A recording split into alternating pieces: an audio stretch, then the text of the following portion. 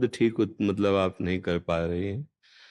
जैसे हम बहुत प्रयास कर रहे हैं सफलता के लिए, और हमारा पूर्व का जो कर्म है उसका प्रारब्ध हमें दुख देने के लिए लाजी हो चुका है, लागू हो चुका है। अब हम जो भी लौकिक उपाय करेंगे वो परास्त करता रहेगा, अपने को निष्फलता ही हाथ लगती मिलेगी। अब उसको नष्ट करने के लिए जो प्रबल उपाय है वो भगवान की शरण में होकर के नाम, ये ऐसा सामर्थ्यशाली अमोघ बाण है कि उस तुम्हारे पूर्व कृत जो पाप कर्म हुआ उसका जो फल दुख देने आ रहा है उसको नष्ट कर देगा। दूसरा कोई उपाय नहीं है। जब भक्तजन नाम जब प्रारंभ करते हैं, भगवान की कृपा से बात समझ में आती, तो प्रभु से मनाते कि मुझे सहने की सामर्थ्य दो, इसे नष्ट मत करो, इसका फल आप दो, अपने चरणों की प्राप्ति, अपने चरणों का प्रेम, हमारे हृदय में अपने चरणों की भक्ति प्रदान कर दो। उसका भाव बदल जाता है। नाम में अपार सामर्थ्य है।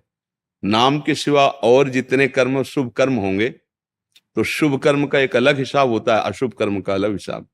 अब जैसे कोई अभी पाप कर्म कर रहा है लेकिन उसको कोई बाधा नहीं मिल रही, क्यों? क्योंकि उसका पुण्य कर्म उसको सुख देने में लागू हो चुका है। अब जब तक वो पुण्य कर्म चलेगा और उसका पाप हो रहा है, उसका बाल भी बांका नहीं होगा। उसका आपको दिखाई देगा बहुत गंदा आचरण, बहुत मलिन, बड़ी हिंसा कर रहा है और बड़े मौत से रह रहा, कोई जुकाम नहीं, कोई बुखार नहीं, कोई परेशानी नहीं, और हर बंधन से बचता चला जा रहा है क्योंकि पुण्य उसका काम कर रहा है। अब जहां वो पुण्य खत्म हुआ और पूर्व पाप और वर्तमान का पाप मिला, उसको नष्ट कर देगा। ऐसा है। समझ पा रहे हैं किसका है? समझ पा रहे हैं आप? हाँ, इसलिए हम दुख सुख को तो छोड़ें, ये तो जो हिसाब होगा हो ही जाएगा। हम ऐसा कार्य करें जो पूर्व संचित पाप है, जो हमें बहुत भोगना है, और जो अभी हमसे गलतियां हुई हैं उनको सबको मिटा दे, वो उपाय से है। वो एक भगवान का आश्रय लेकर भगवान का नाम जप करना। नाम में बड़ी सामर्थ्य है। नाम के बिना तो हमारे दिमाग में एक ही बात गूंज रही है, सबसे यही कहते हैं, बस अपने आचरण सुधारो। शराब पीना, मांस खाना, व्यभिचार करना, हिंसा करना, चोरी करना, इससे कभी तुम सुख प्राप्त नहीं कर पाओगे।